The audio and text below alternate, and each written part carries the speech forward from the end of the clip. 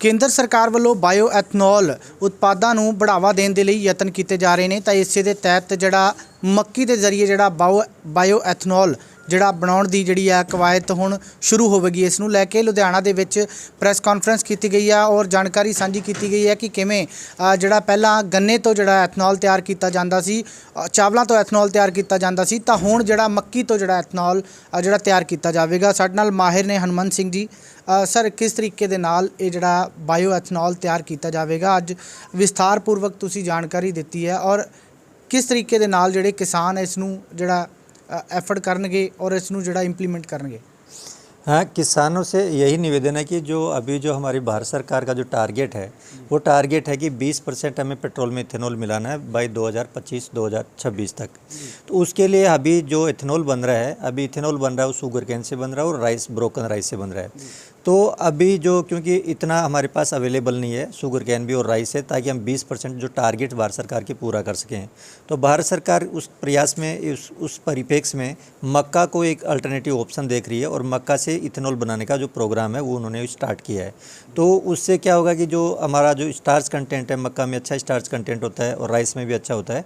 तो आने वाले टाइम में मक्का का जो भविष्य है आने वाला उज्ज्वल है। और हमें जो हमारा 20% टारगेट पूरा करने के लिए हमें कम से कम 10 से 12 मिलियन टन मेज प्रोडक्शन की और ज़रूरत है।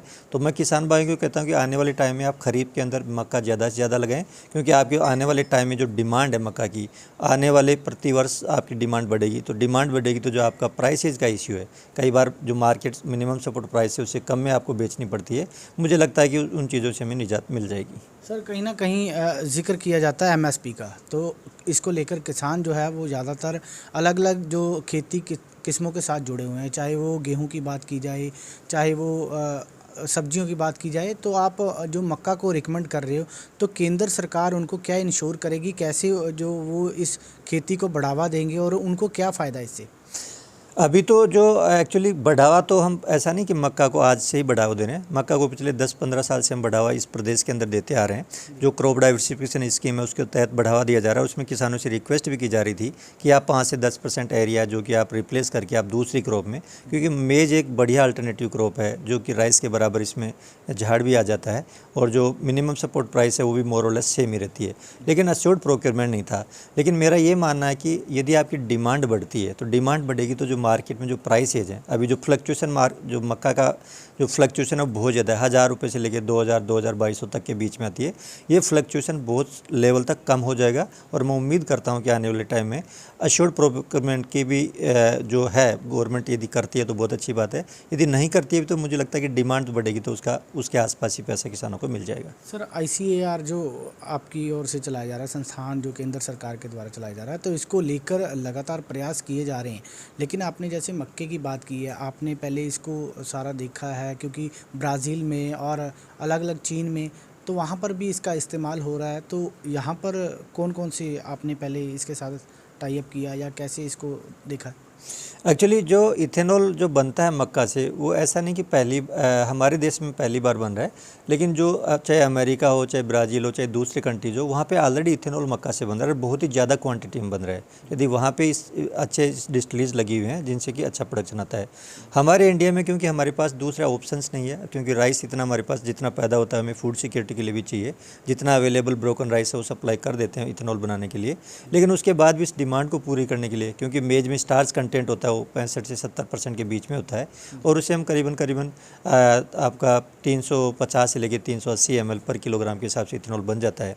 और उसका जो बायो प्रोडक्ट है, चाहे वो DDGS हो, चाहे उसमें आपका मेज ऑयल हो, उससे एक अच्छी इनकम भी मिल जाती है। सर, आपने गन्ने का भी जिक्र किया था, गन्ने से भी एथनॉल जो बनता है, तो उसको लेकर पहले उससे तैयार होता था, अब जो मक्के से तैयार होगा? हाँ, गन्ने से जो इथेनॉल बन रहा था वो गन्ने से इथेनॉल जितना बनता था वो बनता चला जाएगा, क्योंकि गन्ने में जितनी जो चीनी की रिक्वायरमेंट है उस चीनी की रिक्वायरमेंट के अलावा जो गन्ना चाहिए हमें उससे इथेनॉल बनता है और उसमें अभी कोई इश्यू नहीं है। इश्यू सिर्फ एक ब्रोकन राइस का था, क्योंकि जो राइस की जो सप्लाई है वो कम होती जा रही थी, तो उसके राइस को मेज को उसके अल्टरनेटिव देखते हुए मेज को इंट्रोड्यूस किया जा रहा है। अभी क्या सर किसानों को क्या अपील है आपकी और कैसे उनको मोटिवेट करोगे? किसानों से मेरी अपील यही है कि आप जो खरीफ के अंदर आप मक्का लगाएं और खरीफ में जो बढ़िया पब्लिक हाइब्रिड्स हैं, चाहे प्राइवेट का हाइब्रिड्स हैं, और बेस्ट मैनेजमेंट प्रैक्टिसेस के साथ लगाएं।